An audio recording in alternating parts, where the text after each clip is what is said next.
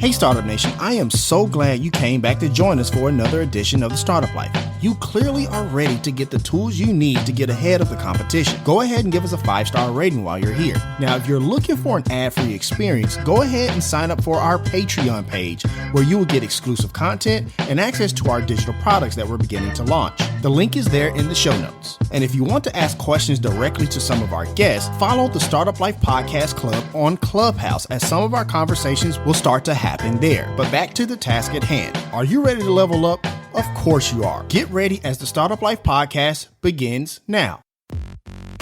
It's time to be about that life, the startup life.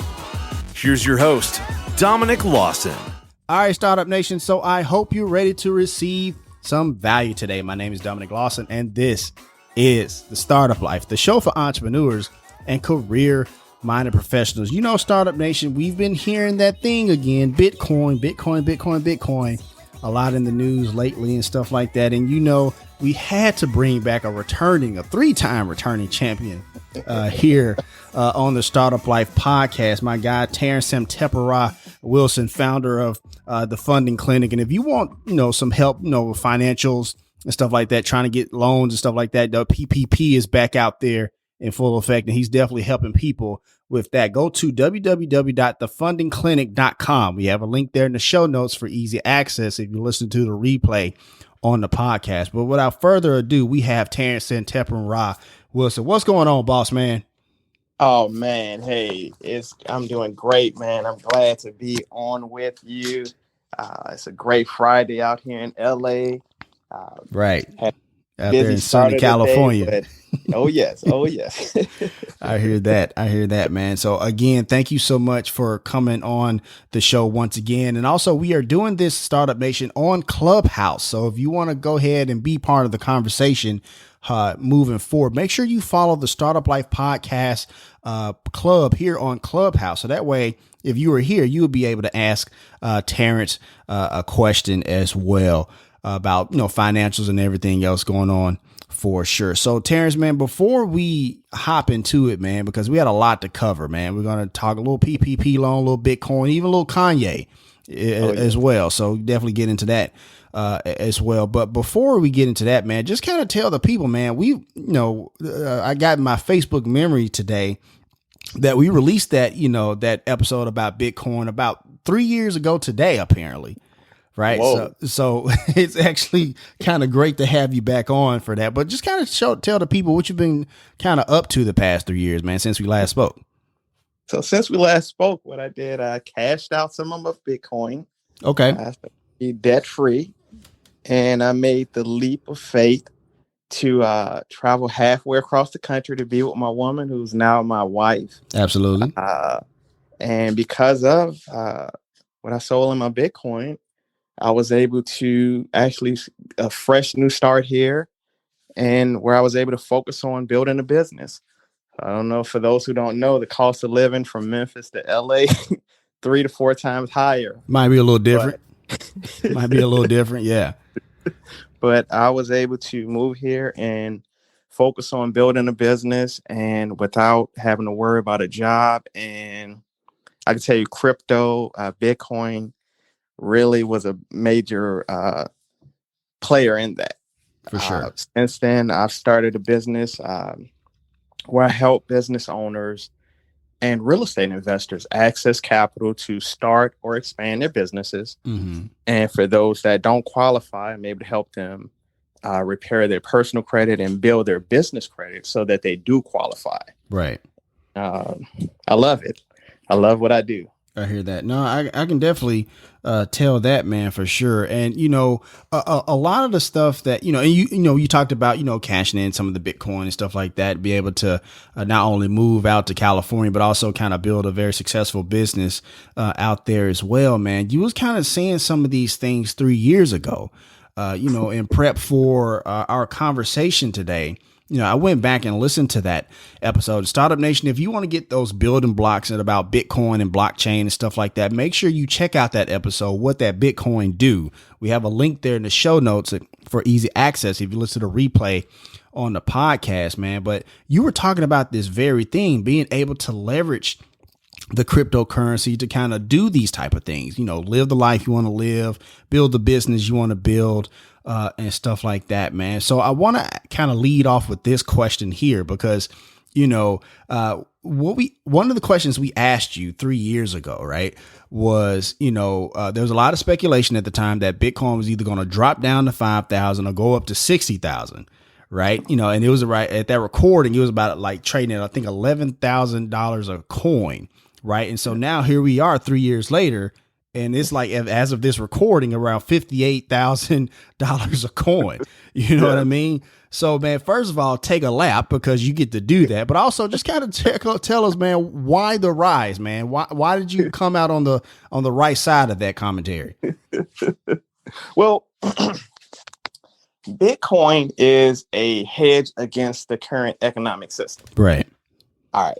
So Bitcoin is, the idea behind it is that it provides those that were left out or on the fringes an opportunity to participate.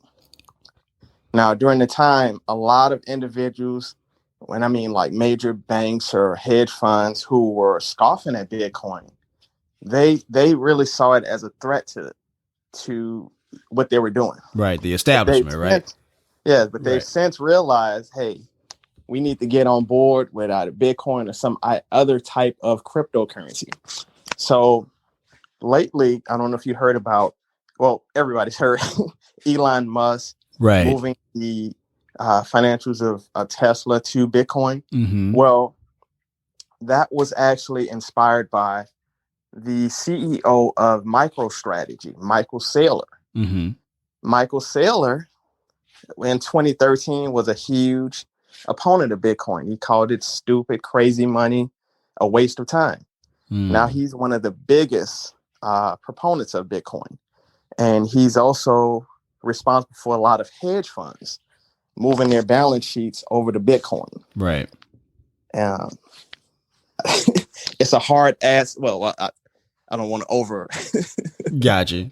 I got you. No, I definitely get that. But, no, one of the things is, and this is one of the things we always talk about here on the startup life, man. It's like, if you're paying attention what's going on around you, it's not exactly as hard as you think to kind of predict the future, right? Or kind of tell what's going to happen next. And you talked about that, 3 years ago, where you talked about like reading the white papers, paying attention what's going on, and stuff like that. And one of the things you also talked about was the adoption part, the mass adoption part, right? We talked about Warren Buffett, having shares in Bank of America, who kind of developed his own who filed a patent for its own cryptocurrency and stuff like that. You talked about, it being part of pop culture, right? We talked about it being in video games and cartoons and stuff like that. And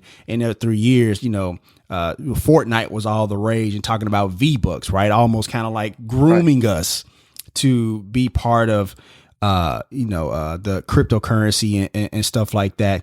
And now just a few days ago, Morgan Stanley announced that, that they were going to now allow, I guess their biggest, biggest investor, the wealthier clients to now, buy Bitcoin from stuff like that. So my question to you, Terrance, is this, man, like, is it still too early? I mean, I'm not still too early.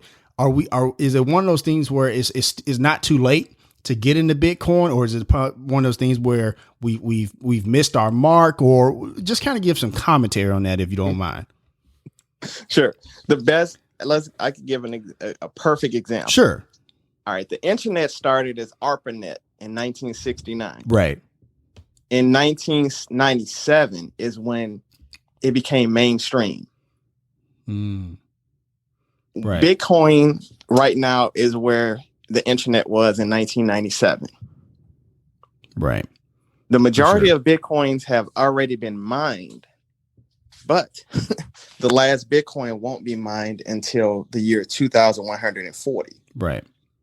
So there's over 2 million Bitcoin left to be mined. So what I'm saying is there will be a time when you won't be able to buy Bitcoin. or by a Satoshi, which is a unit of a Bitcoin, a 100 millionth of a Bitcoin. Right. So what I'm telling people, don't look at the current price. Look at the amount that you're able to afford to spend without risk of the volatility that may arise. Right. And buy consistently. And look at it as a store of value. And that's what it is. It's an electronic store of value. It's the equivalent of gold, right, but better.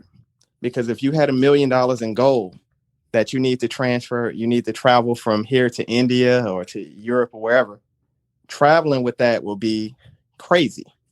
But you can do that with Bitcoin. Right. Or another cryptocurrency. For sure.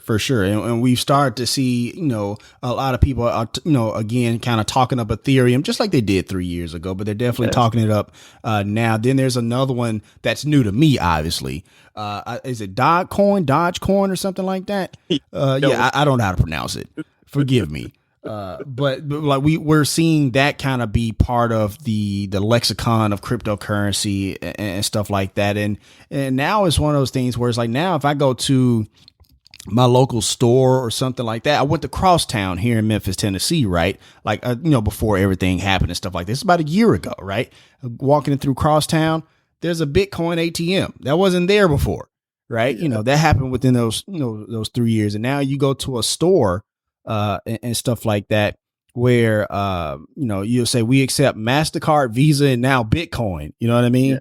And so again, it's like we're getting closer and closer to this acceptance, which leads me to my next question, man, because, I shared this article and you looked at it and stuff like that about the NFL lineman recently who wanted half of his contract to be, paid to him in Bitcoin, right? And everybody was like, man, what's up with him? Stuff like that. Then Bitcoin shot up to, I think, like $60,000 a coin, and turned his $13 million a year contract to a $21 million a year contract. Well, who looks foolish now? You know what I mean?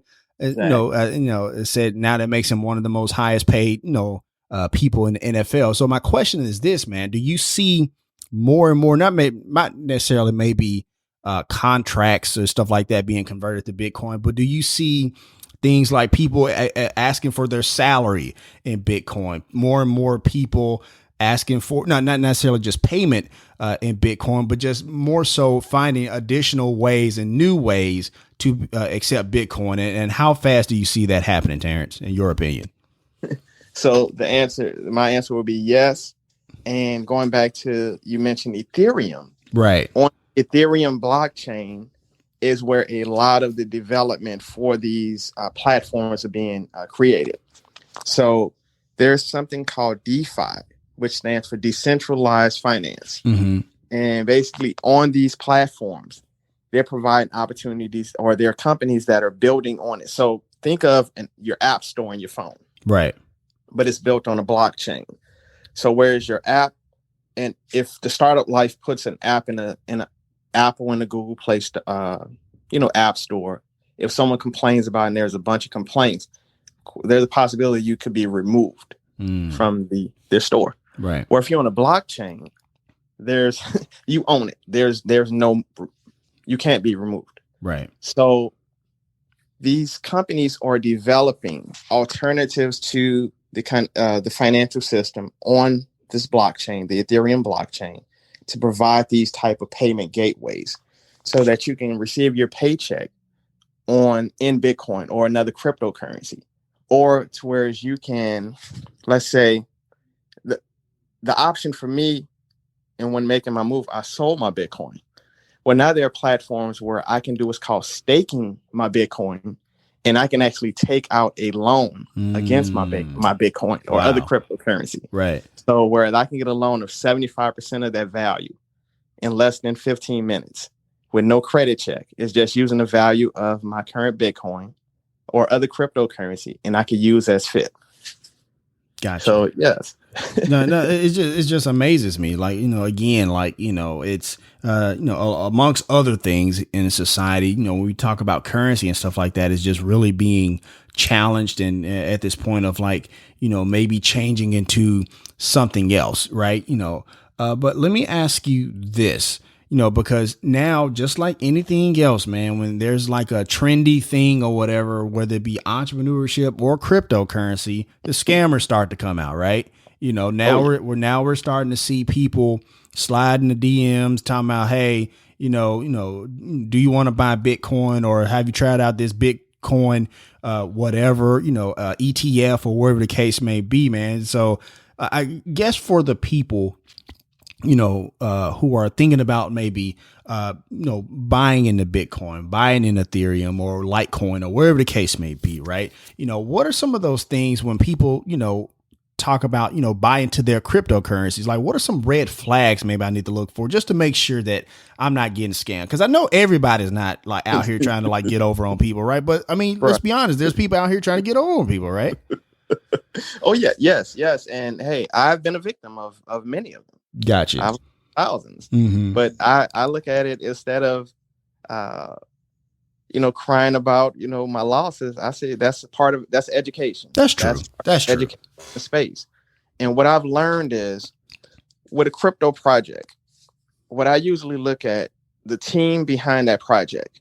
So usually on the white paper, you can go and see, or on their website, you can see first they have the white paper, right, which lets you know what is it that they plan on doing. Then you look at the team behind it. So you look for people who have experience in tech. You look for people who come from certain corporations. Like, for instance, there's a cryptocurrency platform or ecosystem being built wherein the founders of it are from YouTube and Twitch. They were founders of YouTube and Twitch. Mm-hmm. And they're doing a streaming service platform. So one that experience, that would impress someone. That would impress me. So I'm like, whoa, they have experience in what they're doing in the blockchain space. Gotcha. Then you see the relationships they have. So this particular company, they have some relationships with like Lionsgate and Sony. So now you see that it's the real deal. So when I found it was this coin, it was like $3 a coin. And I'm like, this is the real deal. So I did a little more research. I grabbed some, did some more research, and I'm saying, this is one of these big plays in the crypto space. And then you look at the roadmap. There's something called a roadmap. So they basically give a map of what they're going to do by these specific dates. Mm-hmm. So you look and see, if they said that by March 1st, they're going to release this, and by March 15th, they haven't, that will raise a red flag. Mm-hmm. Like, why haven't they? Gotcha. So is it something to provide, fix a problem, to be a solution to an existing problem, or is it a money grab? Right. And from there, that will be. So most of the red flag is, if somebody tells you, like me, I don't tell people, hey, invest in this in Bitcoin because you'll get rich. Right. I say it's a store of value.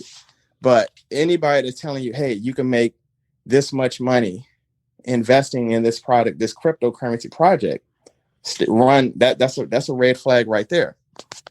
And that's something I had to learn along the way. Right. Yes, it's very profitable. I've seen profits, but if you get in looking for a get rich quick scheme, you look for immediate riches, it's a setup for disappointment. For sure. No, I appreciate that, man, because like, look, we here at the Startup Life, we definitely want people to look into different things, but we also have an obligation to kind of help not get, whatever right now. But I will say this, full disclosure, just like I did 3 years ago, this is for your, educational purposes, Startup Nation. We are not telling you to invest in Bitcoin, not invest in Bitcoin, or whatever the case may be. Obviously, you need to do your due diligence in order to do what's best for you and your family, and also your, your pockets, or whatever the case may be. So definitely appreciate all that, Terrance. Let me do a quick reset. Once again, we are talking to Terrance Wilson, the founder of The Funding Clinic. Make sure, if you want to check out his knowings and goings and stuff like that, or need a little help, stuff like that, go to thefundingclinic.com. We have a link there in the show notes for easy access. And we want to also let you know that we are doing this episode on Clubhouse. If you want to get in part of the conversation on Clubhouse, make sure you follow our club, the Startup Life Podcast Club, here on Clubhouse. Once again, we got Lawrence and Bimini, and my guy Lucas just came through.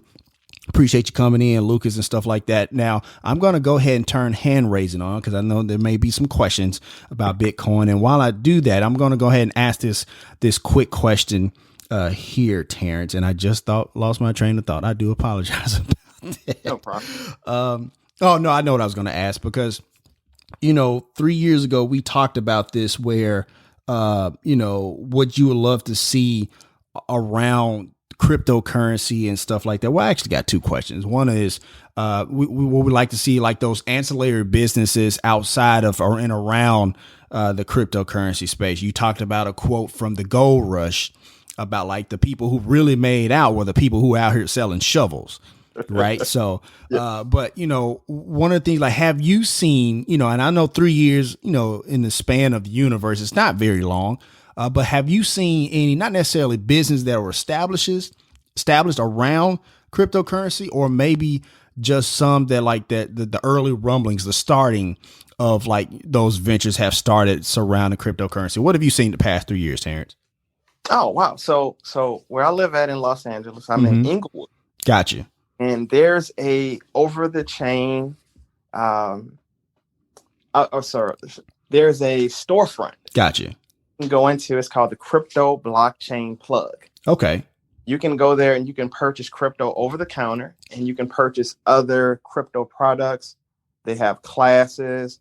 They have a workspace, like I can't think of the name, like a WeWork type facility. Yeah. Where you can meet up, you can rent office space. They teach you how to mine. They sell the equipment to mine crypto. The works, and I love it. Seeing Bitcoin ATMs all over, right? And else, then the online products that have been created to where I know some individuals who actually operate 100% crypto, and so the way that they're able to do that is there are companies that have MasterCard and Visa cards where that can be attached to the crypto accounts. Right. Then there's a company that you can actually send crypto to, and you can purchase gift cards to your favorite businesses and use it there. So it's so much. And something earlier you mentioned when you mentioned Fortnite. Well, I don't want to go too far ahead, but go ahead. Go ahead. Well, there are games in the crypto space that have been developed. Okay. Wherein you can purchase, like, think back to, let's use Fortnite. Okay. I'm not that familiar with it. But neither am I, but I have nieces and nephews who love it and kids who love it. So, go for it.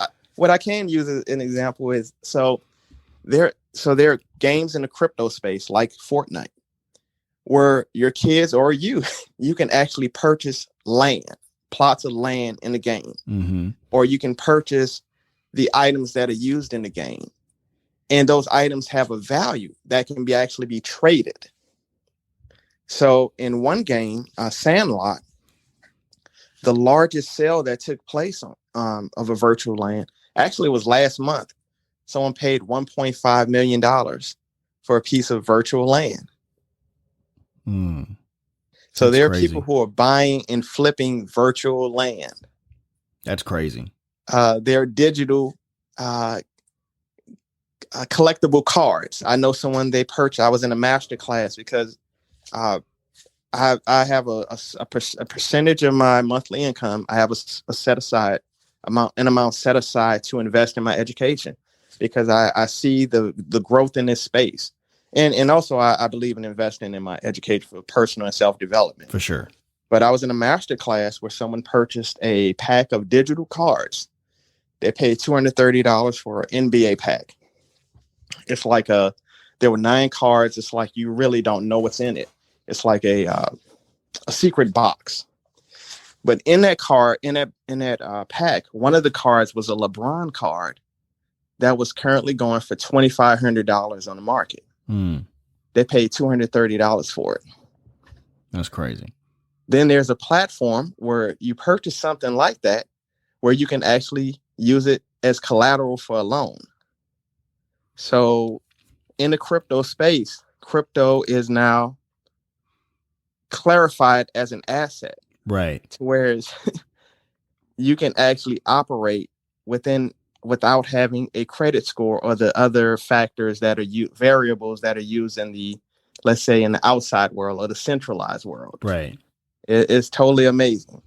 Right. It seems like, and we, again, it started makes you probably gonna get tired of me referencing our conversation from 3 years ago, but it really is the foundation of what we're talking about today. But you talked about this through, a couple of years ago where, not necessarily just Bitcoin itself, but the cryptocurrency space as a whole is now, allowing for those people who may be underserved or whatever the case may be, underbanked and stuff like that, now to get into, to kind of do things that they want to do because this cryptocurrency is allowing them to do that, whether it be start businesses, get loans, this, that, and the other. We gave the example of like investing in, third world countries that don't necessarily have that ability to get like the traditional bank loan or something like that to start like a rice farm or something like that. You know what I mean? So, no, I appreciate you sharing that. And you mentioned MasterCard earlier. And this is one of the things that I've been fascinated about the whole cryptocurrency, in particular, blockchain technology, is that like when we recently talked to the chief marketing officer of MasterCard, Raja Manar, but he's also the president of their healthcare business. And he said one of the biggest technologies he's very excited about is blockchain in the healthcare space. So, it just goes to show again, you talk about Morgan Stanley, you talk about MasterCard, you talk about Elon Musk, you talk about Bank of America, you talk about Warren Buffett. 3 years ago, we talked about Jamie Dimon. It's like more and more people are giving this thing validity, right? And so it just goes to show that, like, I'm not saying invest in Bitcoin, but you damn sure better be paying attention. You know what I mean? Is that fair to say, Terrance? It's very fair. It's fair to say. That is fair to say. For sure. So kind of want to switch gears again. If you're there here in Clubhouse and you want to ask Terrance some questions about, Bitcoin or some of the stuff that's going to come up, that we're going to talk about in the future or whatever the case may be here on Clubhouse, that hand raising is now available. So you can go ahead and raise your hands if you want to, just to let you know, we are recording this for the Startup Life podcast. So if that's an issue for you, then maybe you might not want to raise your hand and ask a question. But I want to kind of transition, man, to PPP loans. I know they're back now and stuff like that. So I know they're back now and stuff like that. So, what are some things that you're doing to kind of get the word out about the PPP loan and helping people out, stuff like that? And then we'll get to Lawrence because I see he has a question. Perfect. So as a business loan broker, I work with business owners, real estate investors daily. So last year when the pandemic hit, a lot of my lenders were running for cover. But of course, because I had established so many different relationships, I was able to remain or continue lending. So the EIDL, that was the first loan that was issued or came out. So I was working with an accountant, helping her with her clients. And I was able to get a little guidance from the SBA on how to help clients get approved for it. Right. And then the PPP came along. So one of the lenders that I worked with, one of the direct lenders, they were able to help me with that process. So with the PPP, the way it's set up, if your business was in operation prior to February 15th of 2020, you will qualify for it. For that business, your business, it had to be a real business, not necessarily a LLC or S Corp or anything. You could be a gig worker, right, independent contractor, sole proprietor.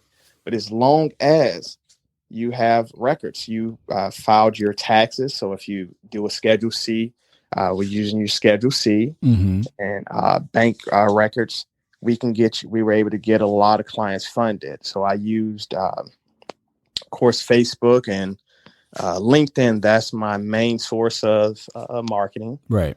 And I've been able to help a lot of clients get approved. And we have actually a 95% success rate with our approvals. Now, for clarity and transparency, it's not that 95% of the people that apply get approved. It's more so because we're able to do our in-house underwriting, in that I know what the SBA guidelines are from A to Z. Mm-hmm. So when I look at a file, If one or more letters are missing out of A to Z, we just work with you and let you know, hey, this won't fly. This is what we need. And we'll take the time to be patient with the customer or the client to get them through. This is one of the best loan products I've ever seen. I see loan products every day. Right. One, it's not credit based. Two, when you get the funds, you have 10 months before your first payment is due. Then three, the interest rate on it is 1%. You'll never see a business loan at 1%. No, not at all. Not but at all. Then another plus is if you can show that 60% of, or if you use 60% of those funds for your business, for payroll, more really, you qualify to have it forgiven. And for those who may question, if you're your own employee, if you're an independent contractor, you're a one-man show, you're your employee. It will be your payroll, so you're paying yourself. So you qualify to apply for forgiveness or to have the loan forgiven. And 97% of the loans are forgiven. It's allotted to they're expecting that, but only for those who follow the steps. Right. And I mean, I'm encouraging everyone to do it. The current deadline is March 31st. It's been, they're working on an extension to May 31st. The House voted to extend it, waiting on the Senate. Right. And I believe that it will be done, but I'm telling you, if you did Uber, Lyft, DoorDash, independent contractor, whatever, hey, I say apply. I hear that. Thank you for sharing all that information for sure, Terrance. All right, Startup Nation. So we're going to go ahead and take a quick break. We got to pay some bills. Once again, my name is Dominic Lawson, and you're listening to The Startup Life.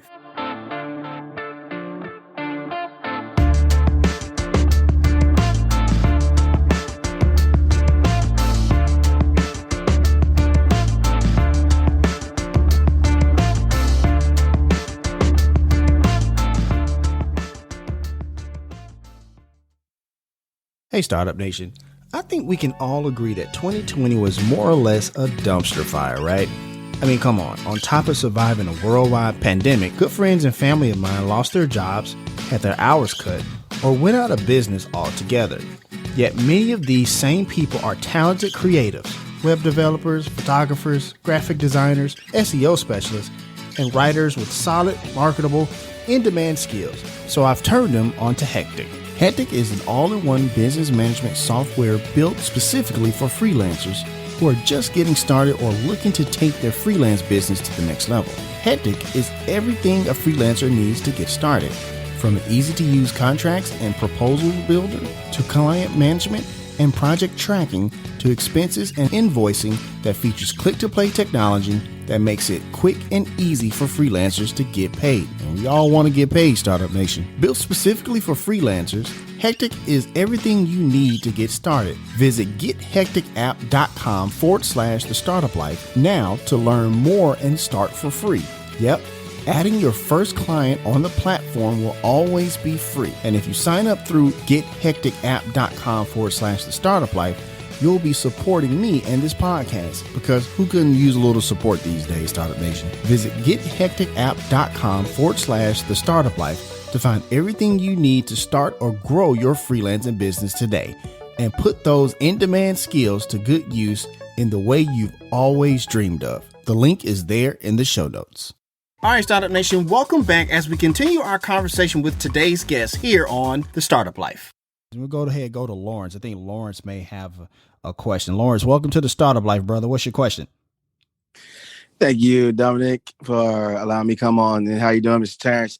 I got a question. I've heard about stablecoin, and I was wondering, and I heard it from Mark Cuban. I was watching him on EYL, and he talked about stablecoin. What is that? And then, is that more of a safe bet to go if you want to get into the cryptocurrency? Or is it, just something that's just kind of like a whim? You need to really go look at like Ethereum or Bitcoin. Okay, perfect. That's a great question. How's it going, Lawrence? So a stable coin. So there are different categories for cryptocurrency. So a stable coin there is not one coin. It's a category of coins. So a stable coin is actually pegged to the dollar or pegged to the currency of the country that you're in.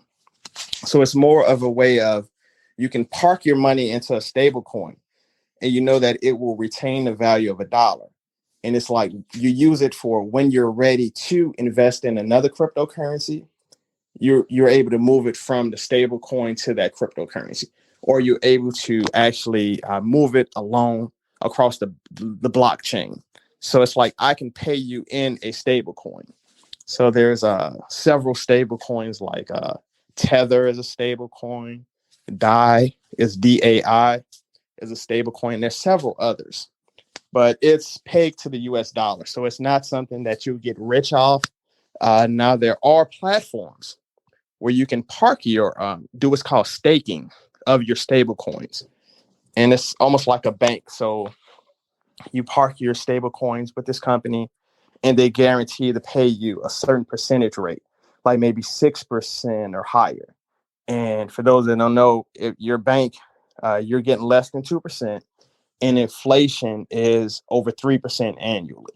So more so, people use the stable coins as a hedge against inflation and a safe, or what's perceived to be a safe way to park their money rather than their local banks. Does that answer your question, Lawrence? Yes, it do. Thank you. All right. Thank you, sir. Thank you so much. All right. We're going to go to Lucas. Lucas, man, thank you so much for coming in the room. Welcome to the Startup Life, brother. What's your question? Hey, thanks, Dominic, for allowing me to speak. And I just want to say I'm part of the Money Tribe group with Terrance on Facebook. And I came in to kind of represent for them, but also just to kind of, thank Terrance. Because I actually got started in Bitcoin and really didn't know what it was when I was investing in it. I was just, I want to. This guy isn't knowledgeable. They're trying to put things before they blow up, and we get left behind. And so I just jumped in. And being on Clubhouse, there are tons of rooms that talk about Bitcoin and talk about all these other cryptos. And so I've been able to educate myself. And now I know I have a good plan. But my question for y'all is, how do we let other African Americans, like other Black people know, and other minorities know, how to get into these things early? Because I know this is part of what this podcast and what part of what this conversation is about. But what are some of the things that we're actually doing? Because I want to actually be able to help help as well. But what can we do to get the word out? Because, some of us, we're early adopters, and we want to get some of the people who are skeptical or who think they can't. Terrance, you want to take that one first? Yes. This is a great question. And thanks, Lucas. Hey, man, glad to have you on. I started the group, the Money Tribe, actually for that purpose. I've worked with a number of organizations over the years, and that's actually what helped me start my business in advocating and working in the community to get the word out about financial empowerment, about credit, about business ownership, and things like that. And one of the best tools that I've used, of course, social media. Educating on social media, working within our families, sharing the information with them, letting them know that, hey, look, if all you do, or a good example is $1 in 2017 currently has the purchasing power of 93 cents. But $1 in Bitcoin from 2017 currently has the purchasing power of $57. Showing how this is a way to restore that wealth that's been lost for so many factors, that by parking a percentage of our wealth into Bitcoin and other cryptocurrencies, we can build wealth, the generational wealth that we talk about. That if we look at a Bitcoin as we would look at a house or another asset, how we can actually use that Bitcoin, develop a long-term game plan to where we can actually invest in the crypto while we're learning, while we're putting a plan together. and then use that cryptocurrency to actually borrow against to invest in either property or whatever other asset it is that we want to get into. So it's more so each one teach one, because the idea, the concept behind Bitcoin initially was peer-to-peer. It's like you and me doing transactions with each other without asking a government or a central bank to for permission. So I can send $1. I'm in Los Angeles. I can send $1 to Kenya. I can send to Europe, wherever, without having to go through a third party. Well, that dollar in another country, depending on their monetary system, can be gold. I know in Gambia, 20 American dollars has the purchasing power of $1,000 there. So that can change lives. Well, that's what Bitcoin does, and we're just showing how it can change lives. What I'll do is I'll send Bimini. Hey Bimini, how you doing? I send to Dominic a list of some resources. There are some documentaries that are amazing, and we just share with our friends and our family these documentaries, getting together, and even if it's in our living room. When I was in Memphis, we did workshops in living rooms and barbershops and restaurants and churches, and to make use of the space and the opportunities that we have. Like I said, this is the equivalent of the internet in 1997. So there's so much room to grow, and there's so much room for us to actually build upon.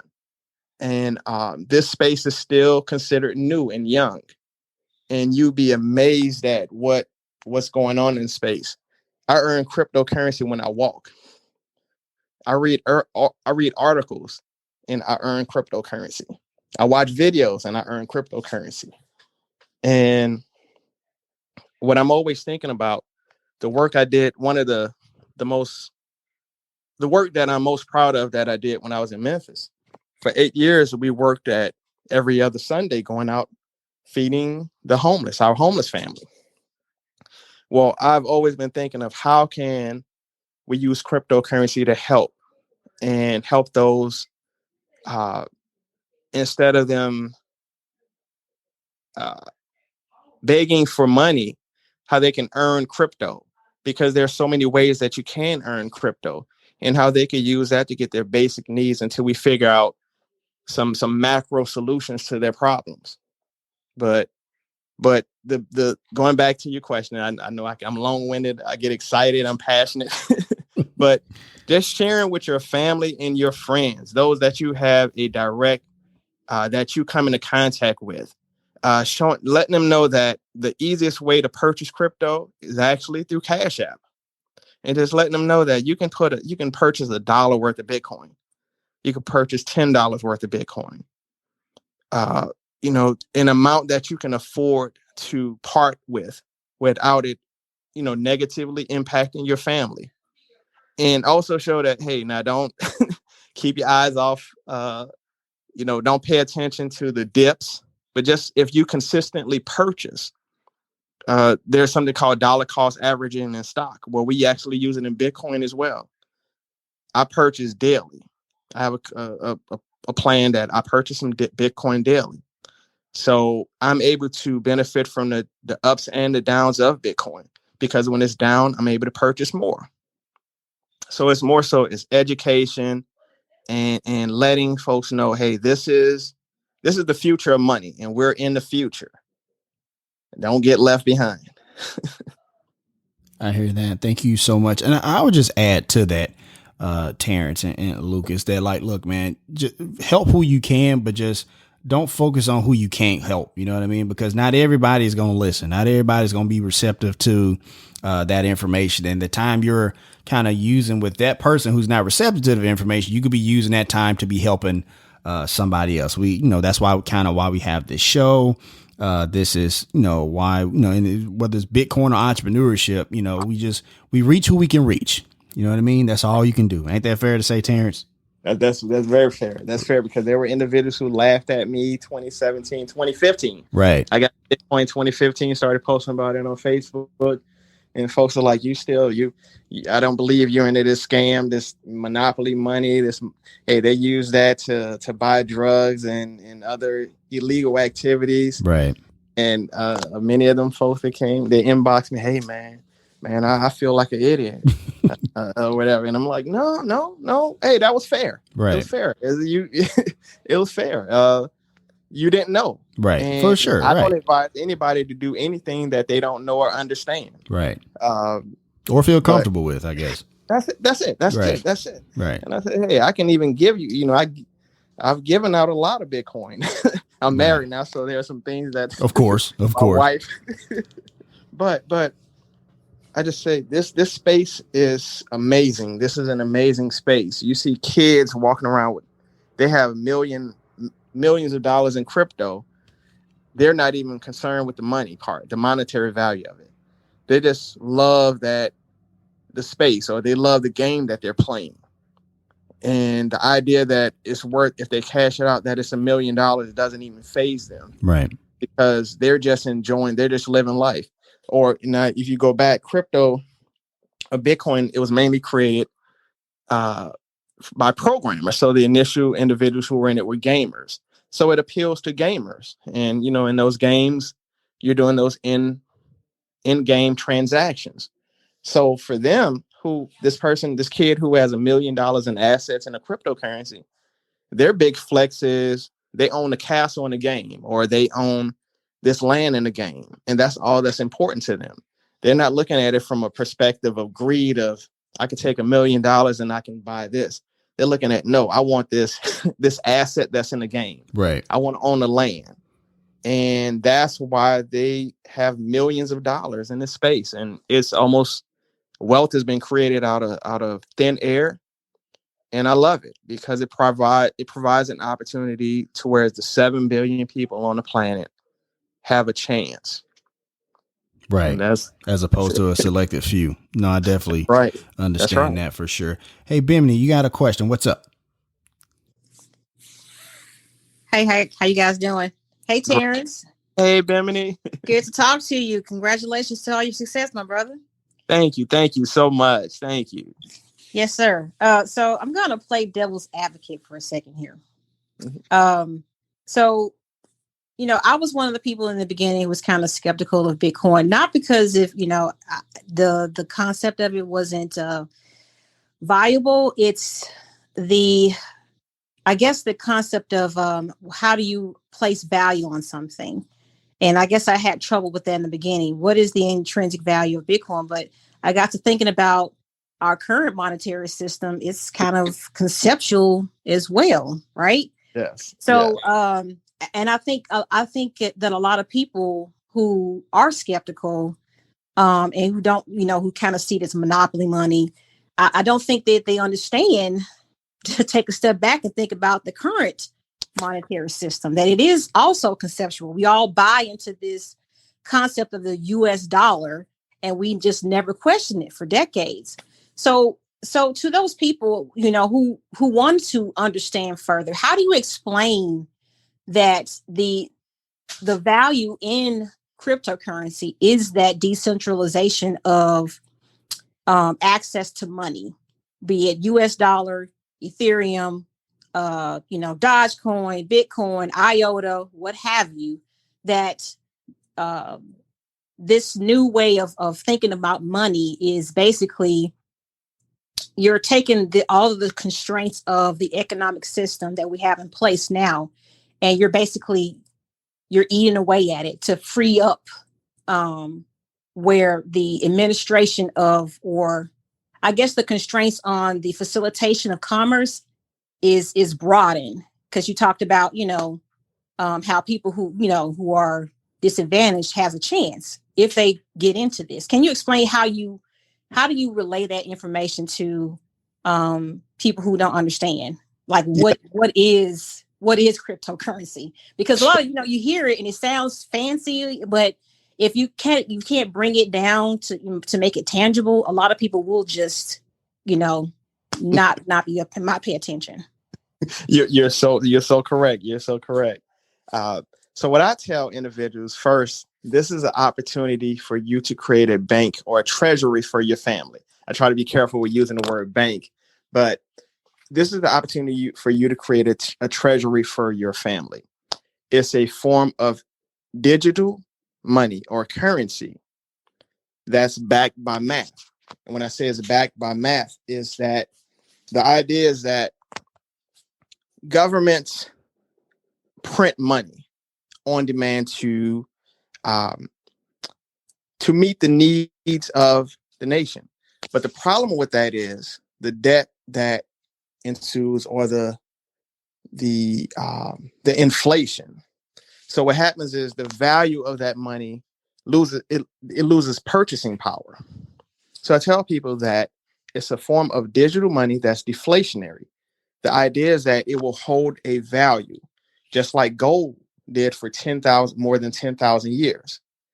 But the difference is with it and in gold is it's transportable.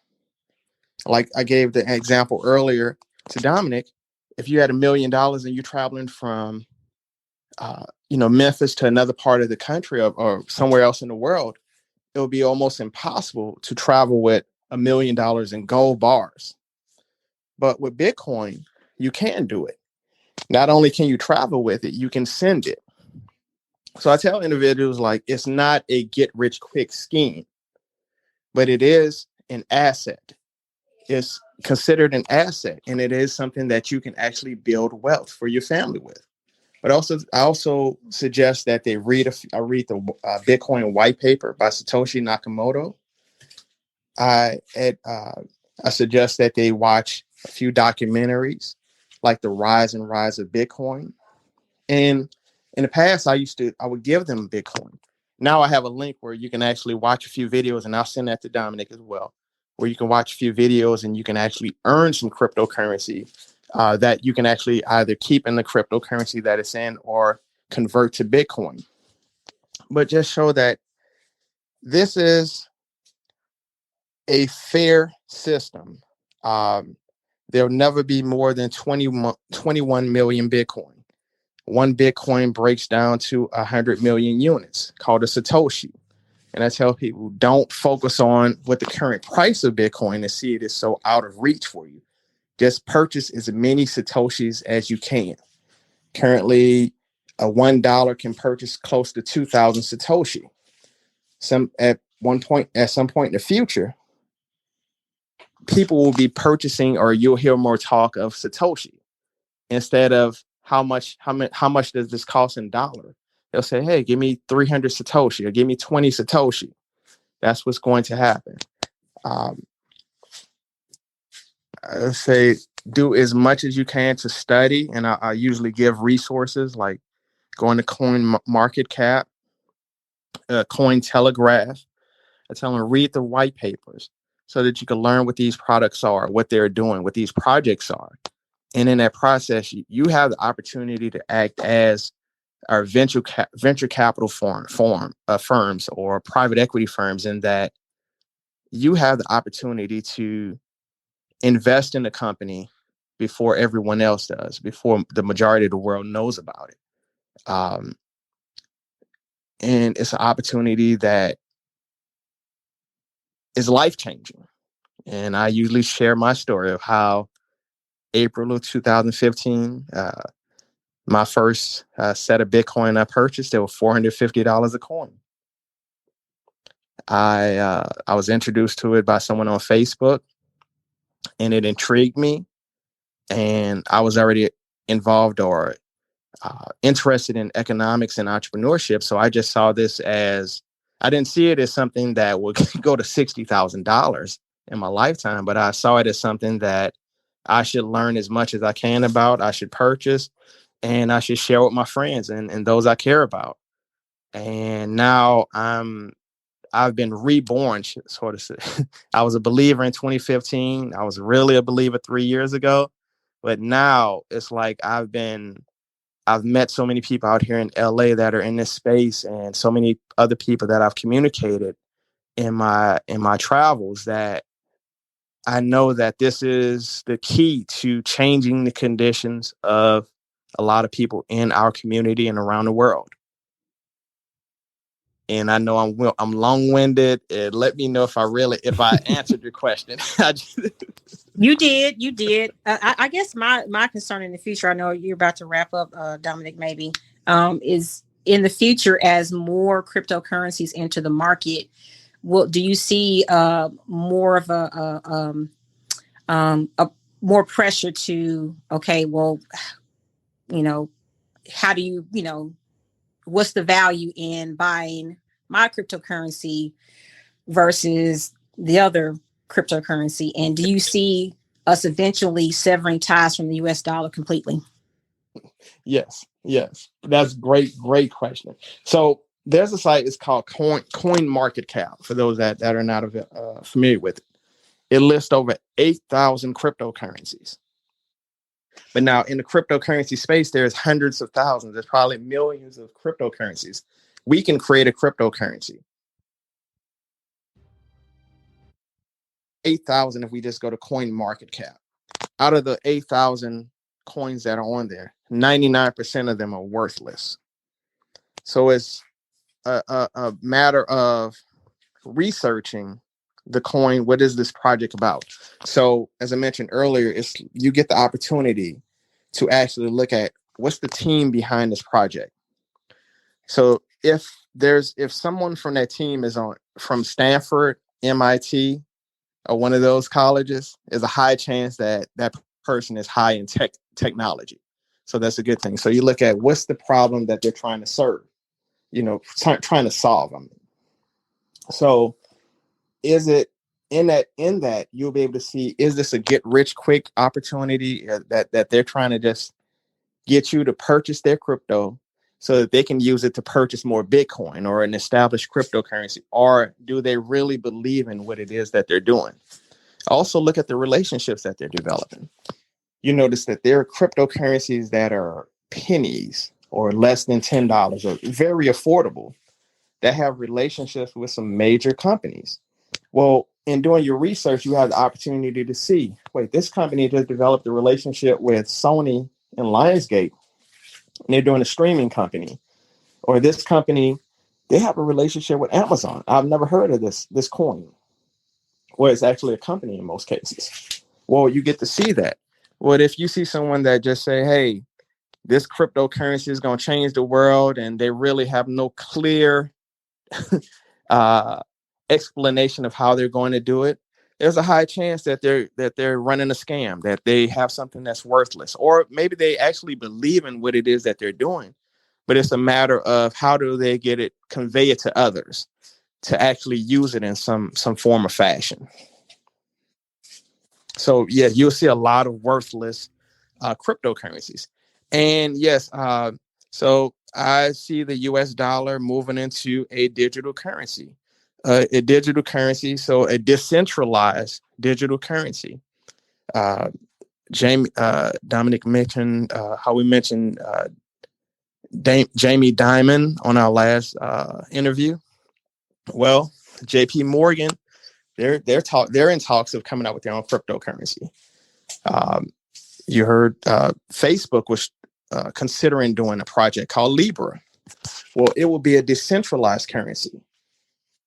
Along the lines of it will be a centralized currency along the lines of the US dollar.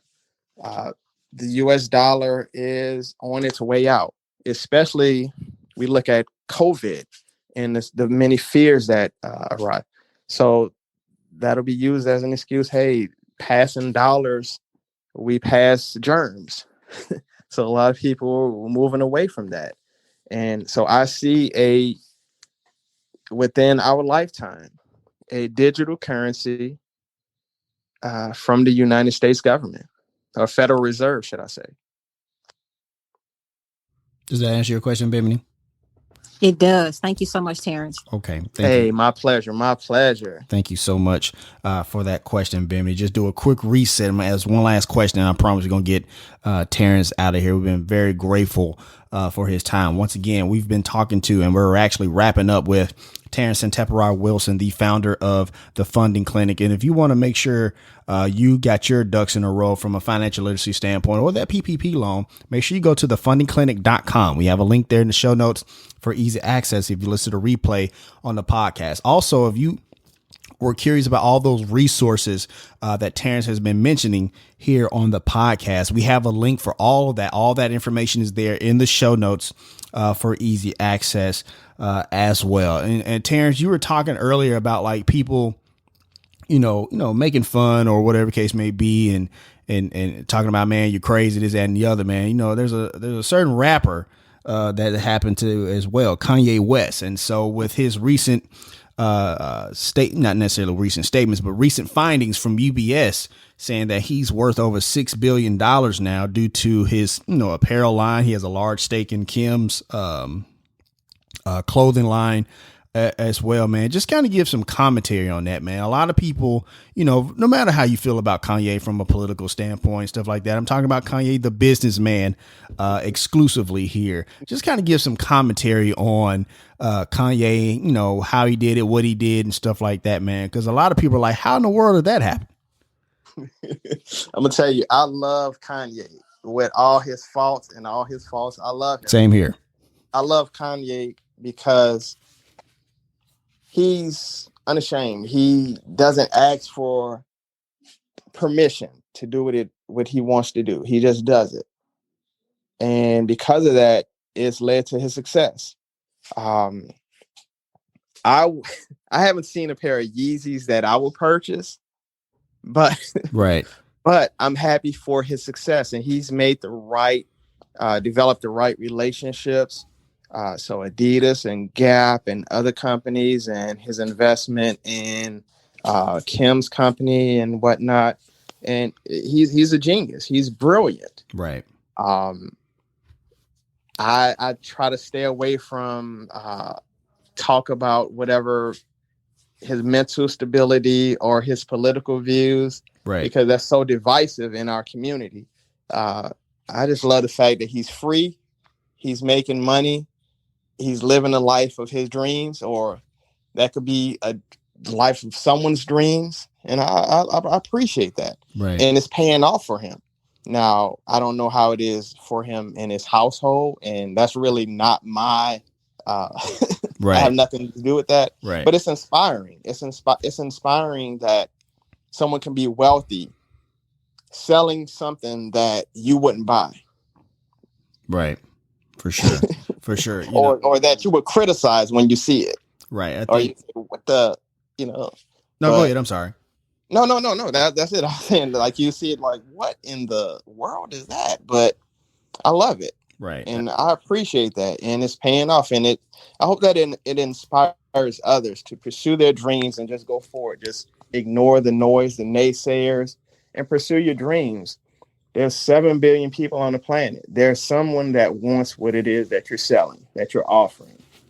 For sure. For sure. It always amazes me that a lot of the most successful people that we see often are either very strict about their lifestyle in some kind of way, or they have some eccentricity to them, if you will. And so you definitely know that Kanye definitely, walks to the sound of his own drum more often than not, for sure.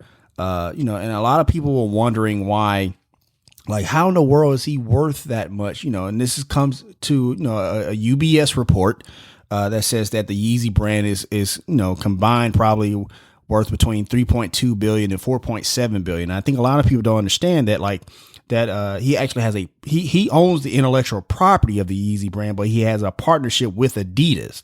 And so he still owns 100% of the Yeezy brand. Just kind of wanted to put that in there. And so, but that's going to wrap up this session of the Startup Life. Once again, we want to thank Terrance Wilson for coming on this show. Thank you so much, brother. It's always a pleasure having you on the show, my man. Hey, man, it's been a pleasure, man. Thank you so much for the opportunity. Thank you, Lawrence, Bimini, Lucas. Hey, it's been a pleasure. It made my day after 8 calls and a real busy week. This is good. Now, me and the wife, we're about to go get together and go run in the park. I hear that, man. Thank you so much.